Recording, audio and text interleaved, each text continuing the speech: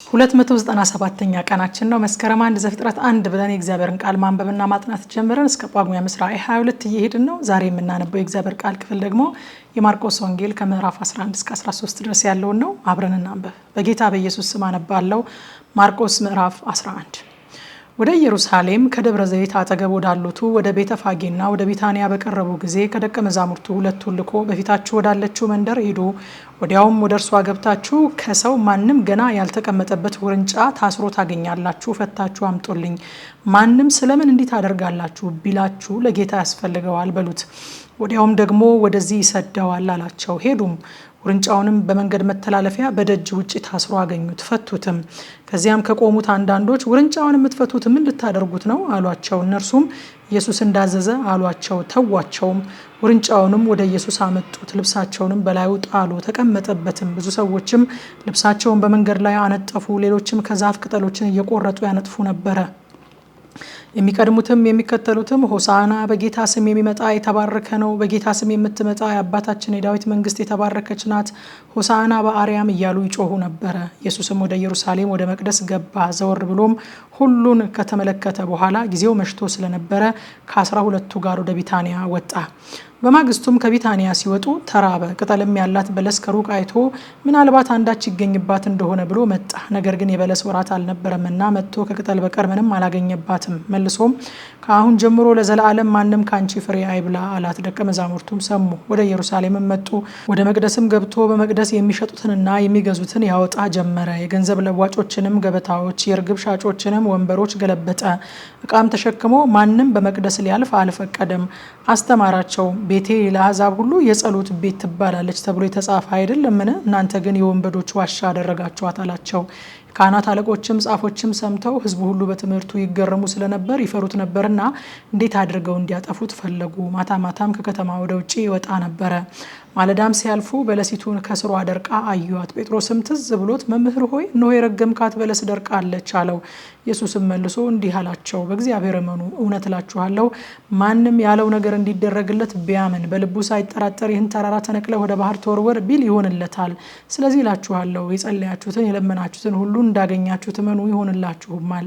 ለጸሎትም በቆማችሁ ጊዜ በሰማያት ያለው አባታችሁ ደግሞ ኃጢአታችሁን ይቅር እንዲላችሁ በማንም ላይ አንዳች ቢኖርባችሁ ይቅር በሉት። እናንተ ግን ይቅር ባትሉ በሰማያት ያለው አባታችሁ ኃጢአታችሁን ይቅር አይላችሁም። ደግሞም ወደ ኢየሩሳሌም መጡ። እርሱም በመቅደስ ሲመላለስ የካህናት አለቆችና ጻፎች ሽማግሌዎችም ወደ እርሱ መጥተው እነዚህን በምን ስልጣን ታደርጋለህ? ወይስ እነዚህን ለማድረግ ይህን ስልጣን ማን ሰጠህ? አሉት። ኢየሱስም እኔ አንዲት ነገር እጠይቃችኋለሁ፣ እናንተ መልሱልኝ። እኔም በምን ስልጣን እነዚህን እንዳደርግ ነግራችኋለሁ። የዮሐንስ ጥምቀት ከሰማይ ነበረችን ወይንስ ከሰው? መልሱልኝ አላቸው። እርስ በርሳቸውም ሲነጋገሩ ከሰማይ ነው ብንል እንግዲያውስ ስለምን አላመናችሁበትም ይለናል። ነገር ግን ከሰው ነው እንበልን አሉ። ሁሉ ዮሐንስን በእውነት እንደ ነቢይ ያዩት ነበርና ሕዝቡን ፈሩ። ለኢየሱስም መልሰው አናውቅም አሉት። ኢየሱስም እኔም በምን ስልጣን እነዚህን እንደማደርግ አልነግራችሁም አላቸው። የማርቆስ ወንጌል ምዕራፍ 12። በምሳሌም ይነግራቸው ጀመረ። አንድ ሰው የወይን አትክልት ተከለ፣ ቅጥርም ቀጠረለት፣ መጥመቂያም ማሰለት፣ ግንብም ሰራና ለገበሬዎቹ አከራይቶ ወደ ሌላ ሀገር ሄደ። በጊዜውም ከወይን አትክልት ፍሬ ከገበሬዎቹ እንዲቀበል አንድ ባሪያ ወደ ገበሬዎቹ ላከ። ይዘውም ደበደቡት፣ ባዶንም ሰደዱት። ዳግመኛም ሌላውን ባሪያ ወደ እነርሱ ላከ። እርሱንም ወግረው ራሱን አቆሰሉት፣ አዋርደውም ሰደዱት። ሌላውንም ላከ፣ እርሱንም ገደሉት። ከሌሎችም ከብዙዎች አንዳንዱን ደበደቡ፣ አንዳንዶችን ገደሉ። የሚወደው አንድ ልጅ ነበረውና ልጄንስ ያፍሩታል ብሎ እርሱን ከሁሉ በኋላ ወደ እነርሱ ላከ። እነዚያ ገበሬዎች ግን እርስ በርሳቸው ወራሹ ይህ ነው፣ ኑ እንግደለው፣ ርስቱም ለእኛ ይሆናል ተባባሉ። ይዘውም ገደሉት፣ ከወይኑ አትክልት ወደ ውጭም ጣሉት። እንግዲህ የወይኑ አትክልት ጌታ ምን ያደርጋል? ይመጣል፣ ገበሬዎቹንም ያጠፋል፣ የወይን አትክልቱን ለሌሎች ይሰጣል። ግንበኞች የናቁት ድንጋይ እርሱ የማዕዘን ራስ ሆነ፣ ይህም ከጌታ ዘንድ ሆነ፣ ለዓይኖቻቸውም ድንቅ ነው የሚለውን ይህን የመጽሐፍ ቃል አላነበባችሁምን? ምሳሌውንም ስለ እነርሱ እንደተናገረ አውቀዋልና ሊይዙት ፈለጉ። ነገር ግን ሕዝቡን ፈሩ፣ ትተውትም ሄዱ። በንግግርም ሊያጠምዱት ከፈሪሳውያንና ከሄሮድስ ወገን የሆኑት ወደ እርሱ ላኩ። መጥተው መምህር ሆይ የሰውን ፊት ሳትመለከት በእውነት የእግዚአብሔርን መንገድ ታስተምራለህና እውነተኛ እንደሆንክ ለማንም እንዳታዳላ እናውቃለን። ለቄሳር ግብር መስጠት ተፈቅዷልን ወይስ አልተፈቀደም? እንስጥ ወይስ አንስጥ አሉት። እርሱ ግን ግብዝነታቸውን አውቆ ለምን ትፈትኑኛላችሁ? አየው ዘንድ 1 ዲናር አምጡልኝ አላቸው። እነርሱም አመጡለት። ይህች መልክ ጽሕፈቲቱስ የማን ናት አላቸው። እነርሱም የቄሳር ናት አሉት። ኢየሱስም መልሶ ቄሳርን ለቄሳር የእግዚአብሔርንም ለእግዚአብሔር አስረክቡ አላቸው። በእርሱም ተደነቁ። ትንሣኤ ሙታን የለም የሚሉ ሰዱቃውያን ወደ እርሱ መጥተው ጠየቁት፣ እንዲህም አሉት፣ መምህር ሆይ ሙሴ የአንድ ሰው ወንድም ሚስቱን ትቶ ልጅ ሳያስቀር ቢሞት ወንድሙ ሚስቱን አግብቶ ለወንድሙ ዘር ይተካ ብሎ ጻፈልን። 7 ወንድማማቾች ነበሩ። ፊተኛው ሚስት አግብቶ ዘር ሳያስቀር ሞተ። ሁለተኛውም አገባት፣ ዘር ሳይተው ሞተ። ሶስተኛውም እንዲሁ። 7ቱም አገቧት፣ ዘርም አላስቀሩም። ከሁሉም በኋላ ሴቲቱ ደግሞ ሞተች። 7ቱ አግብተዋታልና በትንሣኤ ቀን ሲነሱ ከእነርሱ ለማናቸው ሚስት ትሆናለች? ኢየሱስም መልሶ እንዲህ አላቸው፣ መጽሐፍትንና የእግዚአብሔርን ኃይል አታውቁምና ስለዚህ የምትስቱ አይደለምን? ከሙታንስ ሲነሱ በሰማያት እንዳሉ መላእክት ይሆናሉ እንጂ አያገቡም አይጋቡምም። ስለ ሙታን ግን እንዲነሱ እግዚአብሔር እኔ የአብርሃም አምላክ የይስሐቅም አምላክ የያዕቆብም አምላክ ነኝ እንዳለው በሙሴ መጽሐፍ በቁጥቋጦ ዘንድ የተጻፈውን አላነበባችሁምን? የሕያዋን አምላክ ነው እንጂ የሙታን አይደለም። እንግዲህ እጅግ ትስታላችሁ። ከጻፎችም አንዱ ቀርቦ ሲከራከሩ ሰማና መልካም አድርጎ እንደመለሰላቸው አስተውሎ ከሁሉ ፊተኛይቱ ትእዛዝ ማናችይቱ ናት ብሎ ጠየቀው። ኢየሱስም መልሶ እንዲህ አለው፣ ከትእዛዛቱ ሁሉ ፊተኛይቱ እስራኤል ሆይ ስማ፣ ጌታ አምላካችን አንድ ጌታ ነው። አንተም በፍጹም ልብ፣ በፍጹም ነፍስ፣ በፍጹም ሀሳብ፣ በፍጹምም ኃይል ጌታ አምላክን ውደድ የምትል ናት። ፊተኛይቱ ትእዛዝ ይህች ናት። ሁለተኛይቱም ባልንጀራን እንደራስ ውደድ የምትል እርሷን የምትመስል ይህች ናት። ከእነዚህም የምትበልጥ ሌላ ትእዛዝ የለችም። ጻፊውም መልካም ነው መምህር ሆይ አንድ ነው ከእነርሱ በቀር ሌላ የለም ብለህ በእውነት ተናገርክ። በፍጹም ልብ፣ በፍጹም አእምሮም፣ በፍጹም ነፍስም፣ በፍጹም ኃይልም እርሱን መውደድ ባልንጀራንም እንደራስ መውደድ በሁሉ ከሚቃጠል መስዋዕትና ከሌላው መስዋዕት ሁሉ የሚበልጥ ነው አለው።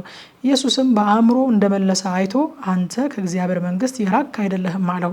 ከዚህም በኋላ ማንም ሊጠይቀው አልደፈርም። ኢየሱስም በመቅደስ ሲያስተምር መልሶ እንዲህ አለ፣ ጻፎች ክርስቶስ የዳዊት ልጅ ነው እንዴት ይላሉ? ዳዊት ራሱ በመንፈስ ቅዱስ ጌታ ጌታዬን ጠላቶችን የእግር መረገጫ እስካደርግልህ ድረስ በቀኜ ተቀመጥ አለው አለ። ዳዊት ራሱ ጌታ አለው።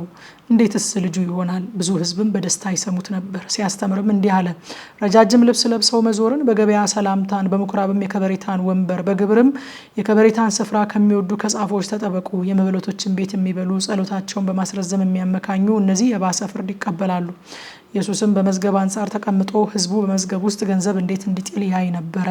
ብዙ ባለጠጎችም ብዙ ይጥሉ ነበር። አንዲት ድሃ መበለት መታ 1 ሳንቲም የሚያህሉ 2 ናስ ጣለች። ደቀ መዛሙርቱንም ጠርቶ እውነት እላችኋለሁ በመዝገብ ውስጥ ከሚጥሉት ሁሉ ይህቺ ድሃ መበለት አብልጣ ጣለች። ሁሉ ከትርፋቸው ጥለዋልና፣ ይህቺ ግን ከጉድለቷ የነበራትን ሁሉ ትዳሯን ሁሉ ጣለች አላቸው። የማርቆስ ወንጌል ምዕራፍ 13። እርሱም ከመቅደስ ሲወጣ ከደቀ መዛሙርቱ አንዱ መምህር ሆይ እንዴት ያሉ ድንጋዮችና እንዴት ያሉ ሕንፃዎች እንደሆኑ እይ አለው። ኢየሱስም መልሶ እነዚህን ታላላቅ ሕንፃዎች ታያለህ? ድንጋይ በድንጋይ ላይ ሳይፈርስ በዚህ አይቀርም አለው።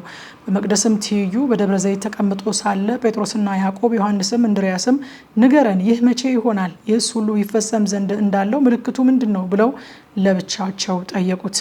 ኢየሱስም መልሶ እንዲላቸው ጀመረ፣ ማንም እንዳያስታችሁ ተጠንቀቁ። ብዙዎች እኔ ነኝ እያሉ በስሜ ይመጣሉና ብዙዎችንም ያስታሉ።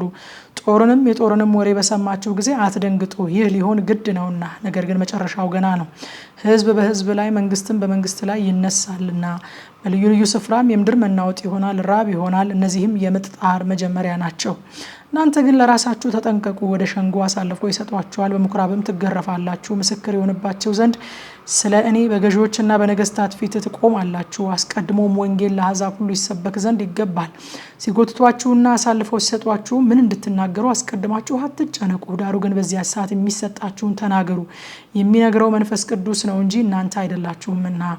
ወንድምም ወንድሙም አባትም ልጁን ለሞት አሳልፎ ይሰጣል። ልጆችም በወላጆቻቸው ላይ ይነሳሉ፣ ይገድሏቸውማል። በሁሉም ዘንድ ስለ ስሜ የተጠላችሁ ትሆናላችሁ። እስከ መጨረሻ የሚጸና ግን እርሱ ይድናል።